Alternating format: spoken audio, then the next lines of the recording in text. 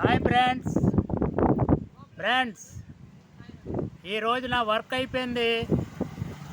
ఇగో ఎండగా ఉన్నదని చెట్టు కింద కాసేపు కూర్చొని వెళ్దామని కూర్చున్నాను. రోడ్డు పక్కన ఉన్నాను కాబట్టి కొంచెం డిస్టర్బెన్స్గా ఉంటుంది. ఫ్రెండ్స్, ఈరోజు నా మనసులోని మాట మీతో పంచుకోవాలని అనుకుంటున్నాను. ఫ్రెండ్స్, ఎప్పుడు కూడా మనము ఆ దేవుడి దగ్గరికి వెళ్ళవలసిన వాళ్ళమే.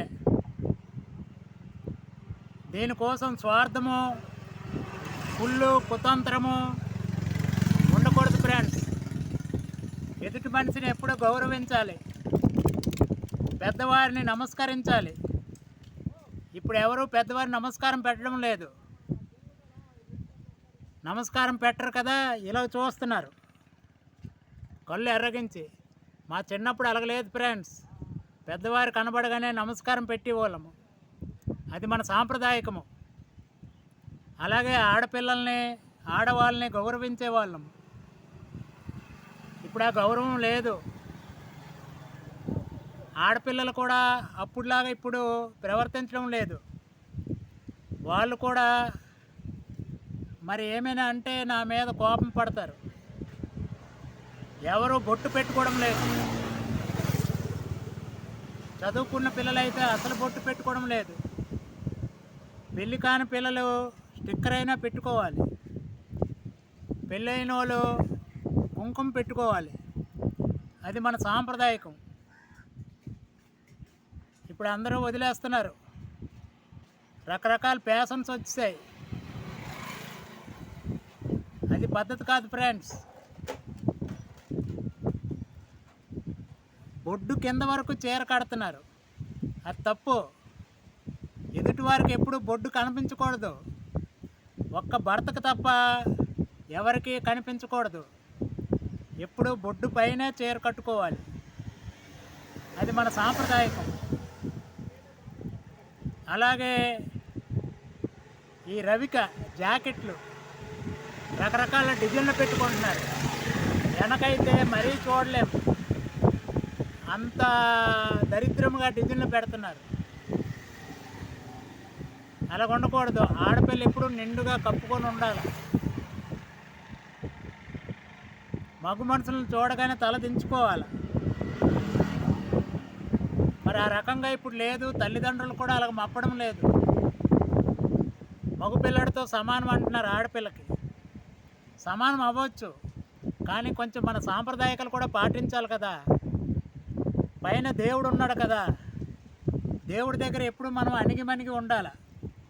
దేవుడికి ఎప్పుడైతే ధిక్కరిస్తామో మన జీవితం బాగా జరగదు.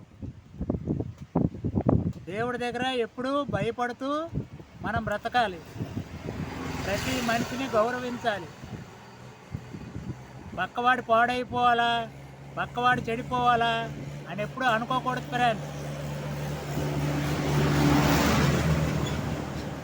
అందరము ఒక తల్లి పిల్లల్లాగా ఉండాలి. మీరు అనవచ్చు, ఒక తల్లికి పుట్టిన అన్నదమ్ములే విడిపోతున్నారని. అదంతా స్వార్థం.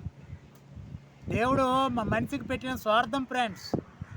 ఆ స్వార్థం వదిలేస్తే, బాగా ఆలోచిస్తే మనకే అర్థమవుతుంది.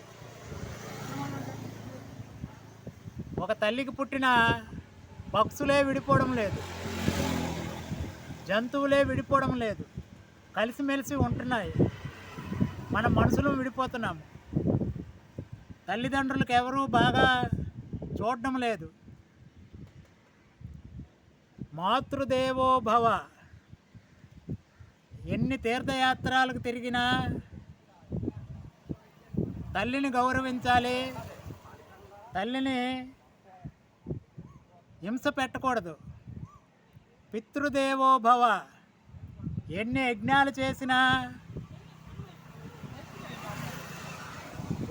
తండ్రికి గౌరవించాలి. తండ్రిని హింస పెట్టకూడదు.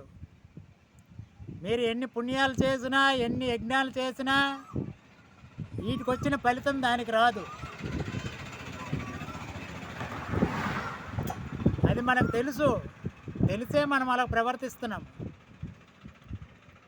మీరు రేపు పొద్దున తండ్రి అవుతారు, మీరు రేపు పొద్దున తల్లి అవుతారు. ఆలోచించుకోండి.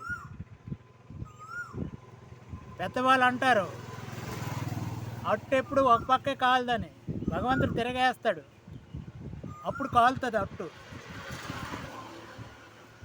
అదే ఫ్రెండ్స్, ఆకలేస్తుంది, వెళ్ళిపోతాను మరి ఇంటికి. Bye friends, bye.